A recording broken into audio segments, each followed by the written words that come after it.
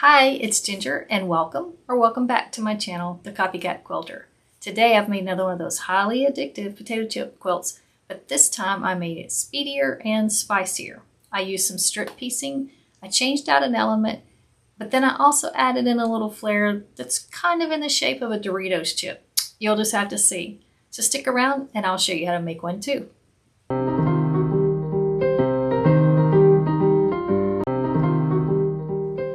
Instead of making those individual rectangles to go down the sides of my potato chip block, I am going to do some strip piecing and take 3 4-inch strips and sew them together.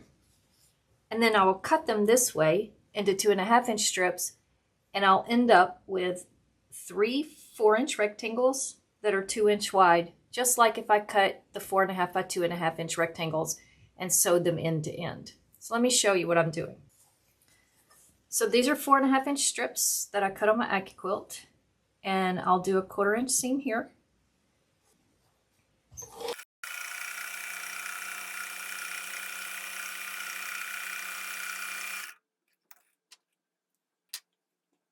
So I'm going to sew a blue strip on the side of this, and then I'll show you how I'm going to cut it using my Accuquilt.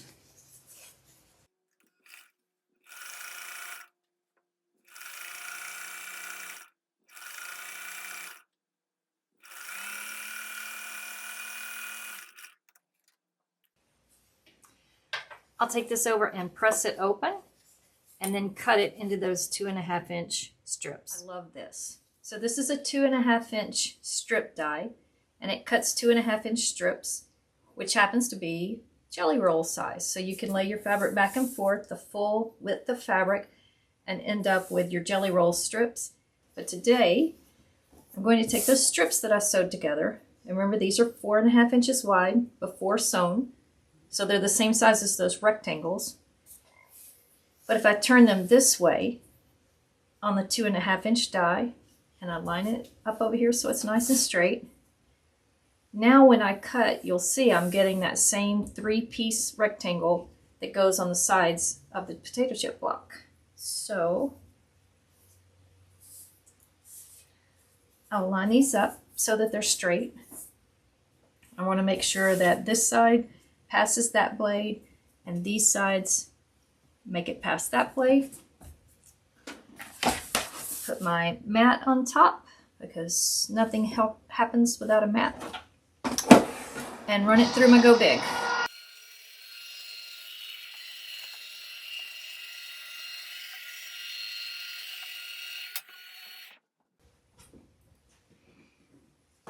Okay, are you ready for this?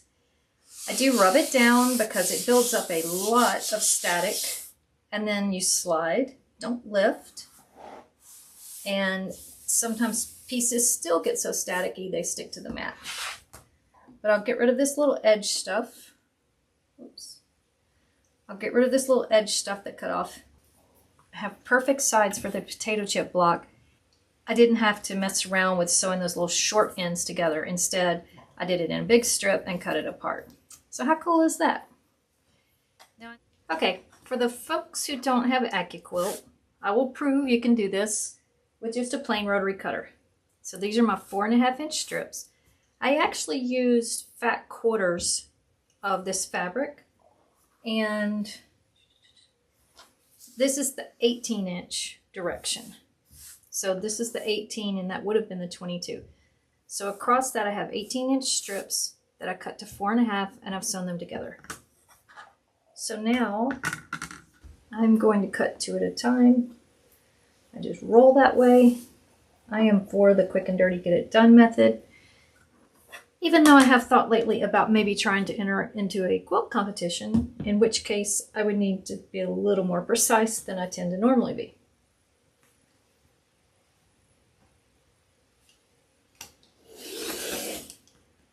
So I'm cutting 2.5-inch strips this way.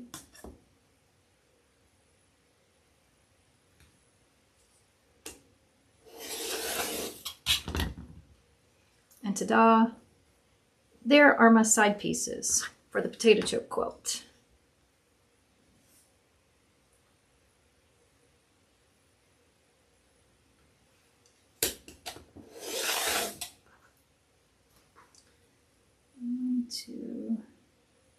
and 2.5.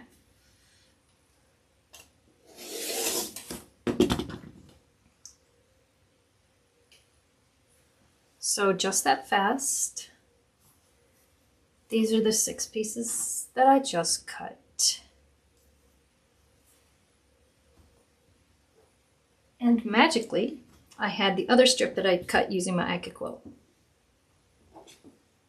So I have 12 blocks worth of side pieces here. So these are the 2 sides with the 3 squares. Sorry, with the 3 rectangles. Now I need to do the pieces at the top and bottom, and those are 2 rectangles sewn on the short end. So I'm going to take 2 more strips and sew the 2 strips together and cut those into 2.5-inch rectangles, and I'll be back. I've sewn the 2 strips together now, and these are going to be cut into the 2.5-inch sections to go across the top and the bottom of the potato chip block in between those 3s. So just like before,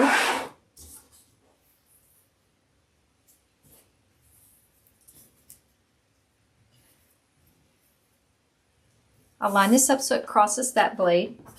When I fold it over, I want to make sure it crosses this blade. And I'll go ahead and do both colors. Accuquilt, you can stack up to 6 pieces of quilting cotton.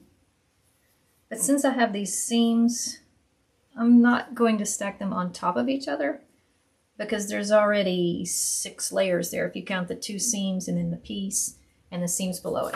Trust me, there's 6 layers there, so I will not stack them on top of each other.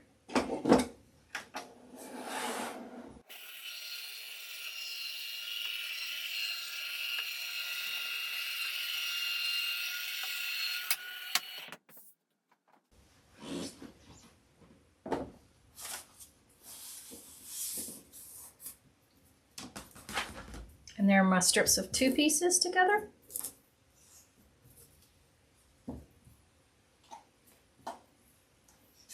And my red-yellow sections. So far I've sewn the top and the bottom pieces that are going to go around the center and the 2 sides. So now I need to do those 2 side pieces and then I'll work on my center. Since they're going to be 2 rectangles like this around the center, I need to do strips of 2 again. These are the only places where I sew the strips into 3s. So let me get busy with that. I changed my mind on some pieces. I had cut these pink and green and had these red and blue to go on the sides, but I just really didn't like that. I didn't have green anywhere else in those other blocks. So I'm doing 2 strips of green and then the lighter green above and below my center. I could have cut this into 1 8.5-inch strip, but I had already cut them into the rectangle, so I just sewed them together, but that would have saved even more time to make those 8.5 by 2.5 strips and not have to sew that center seam. So this is my layout I want, and you can see it went together pretty quickly. I've maybe sewn for an hour and a half on these, because using that strip piecing made these super fast and these. I would have been faster on those. And then I just sewed these rectangles to the top and bottom of my center. Hey, wait a minute. That's not 2 rectangles. That's a square in the middle. That's right. You can replace any part of this block that you want to, and instead of the 2 rectangles in the middle, I decided to do a 4.5-inch square. Go figure. Of my center. One little flare thing I wanted to show you that's kind of cool that I can plan out at this stage now is you can snowball these corners coming up from the center onto your pieces like that.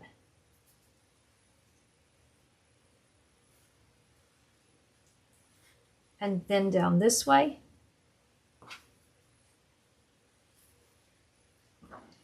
And when you do that, you get a really nice diagonal thing going.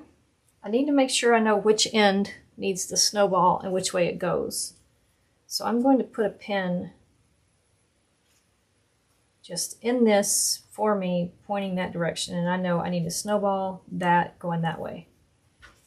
And then it'll end up being one step above that one. You'll see when you sew them together. Right now it's kind of weird with the 1/4 inch differences between these things. So I will put a pin here. And you need to snowball these in before you sew these strips together. You gotta get the snowball in there. This is the direction. And then this. I want my snowball to be that way. I'm going to take these to the machine and do these. I will just take them like this. I'll lay them out on my sewing machine, by my sewing machine, so I don't pick them up the wrong direction and snowball them the wrong way. So I'll do these with my snowballs and come back. I'm ready to start sewing the snowballs. You could draw a line across from corner to corner if you wanted to take time to draw lines on all of these squares, but you can also just kind of finger press the square. And then when you're stitching, try to make sure to stay on this side of the crease a little. If you go right down the crease whenever you go to fold it over, it may just be a little tiny too small. So I'm going to do this and keep going. I left the one laying here with the pin on it, if you can see, because I don't want to get them the wrong direction. So at least if I'm doing this, so I'm laying them the same way in the machine,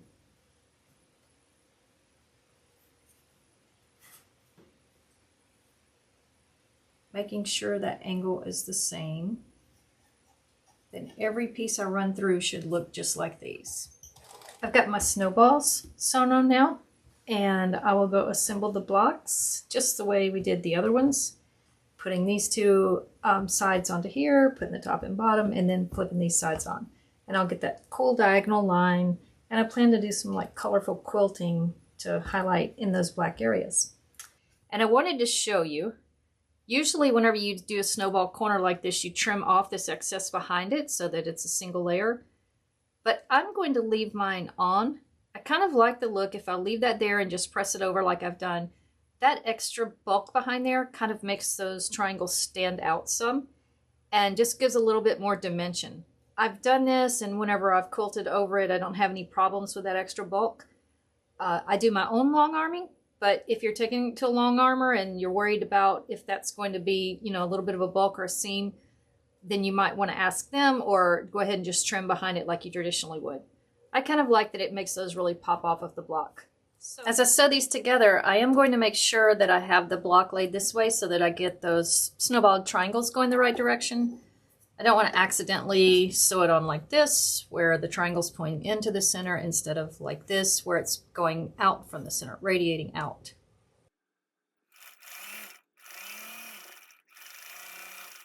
So when I get to this part, you can see I've got a couple of layers where I didn't trim that. That's fine. I just sew right past that.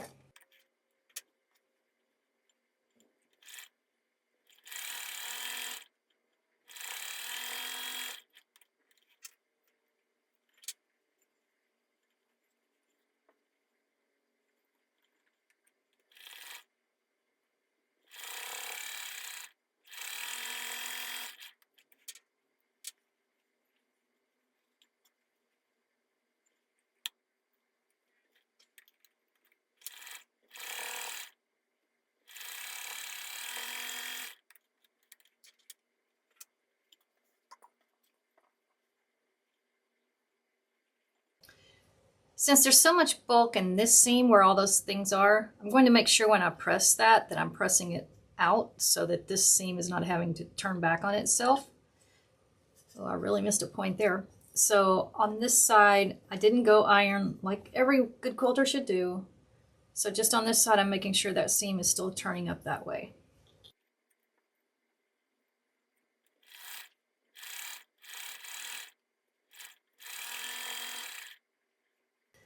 That seam under here, I want to go this way so that that is not having to curl back on itself.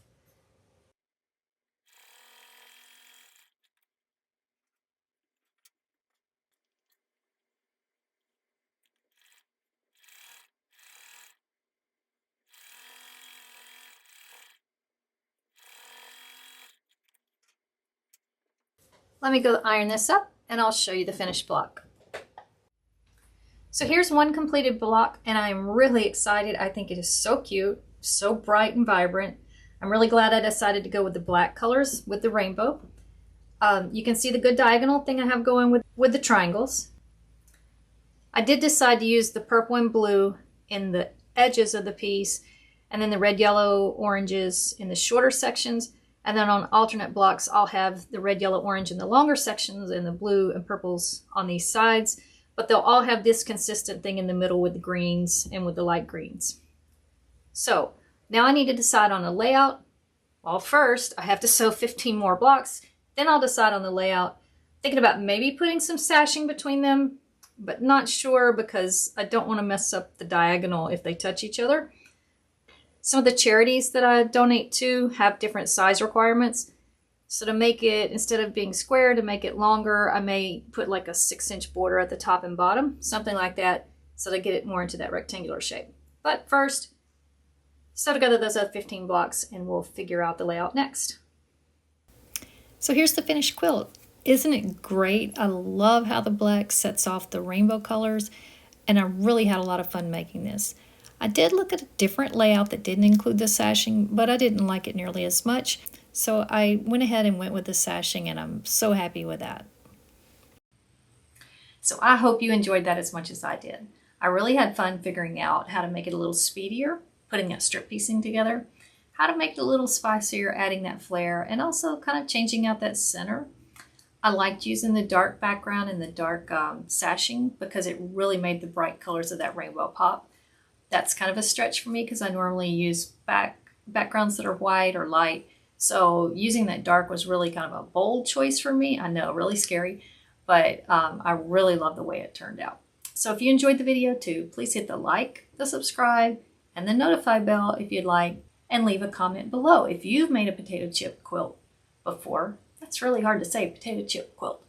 If you've made one before or if you have other ideas for variations, I'd love to hear about it. So thanks for watching and I'll see you again.